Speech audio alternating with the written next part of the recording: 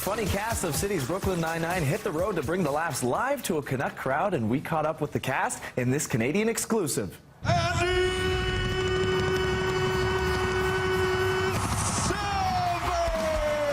As an American in Canada, there's something that I've come to realize. Even though our latitudes may be different, our longitudes are exactly the same.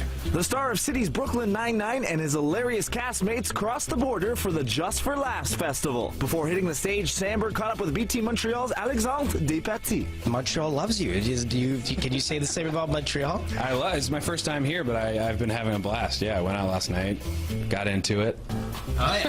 The SNL alum has plenty to celebrate. Both he and the crime-fighting comedy itself scored Golden Globe wins this year. And funny man Andre Brower earned an Emmy nom for his supporting role. It's just so nice to see you smile. I'm a fan of the show, and it's nice to see you smile.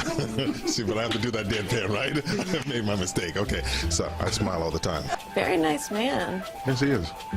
Now let's figure out how to destroy him.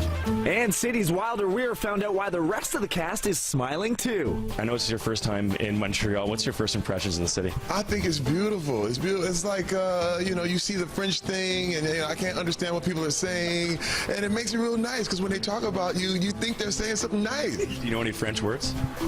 No, bonjour. That's about it. Really like it when people are like, eh? After what they say things. I really love that. Very big, vibey energy of comedy happening. That made no sense. But I would argue that I am like a beautiful angel of love who has trouble finding love for himself. Admit that you would see that movie. I would.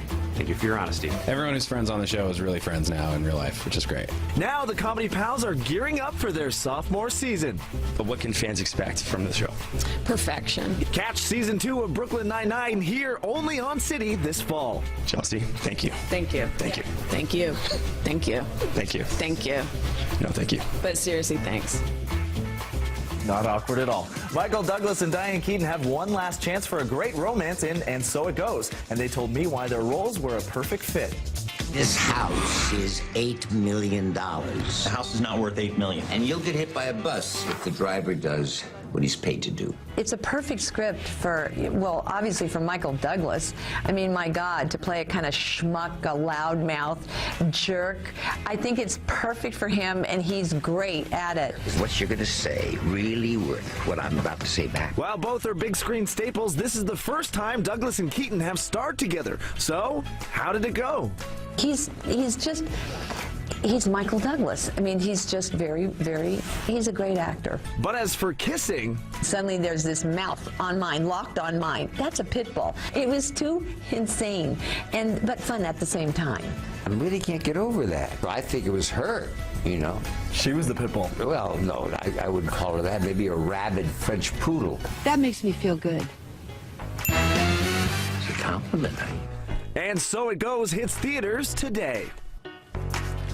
ComicCon is officially underway, with fans of superheroes, fantasy, and more gathering by the thousands.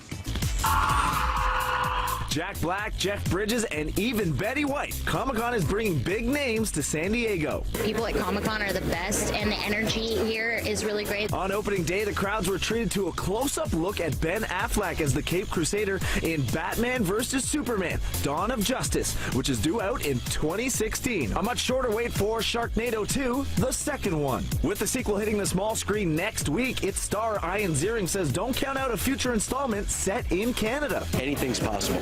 Just keep a chainsaw well-oiled. ComicCon wraps up Sunday. And closer to home, Winnipeg is gearing up for a big party to celebrate the opening of the Canadian Museum for Human Rights. Bruce Coburn and Ashton McIsaac are just two of the musicians lending their talents to the official unveiling of the $350 million facility. You can catch the Canadian Concert for Human Rights nationwide live on Rogers City and Omni stations Saturday, September 20th. Who is your favorite Canadian musician or band? That's a really tough question, but I want to know. Tweet us at NCity.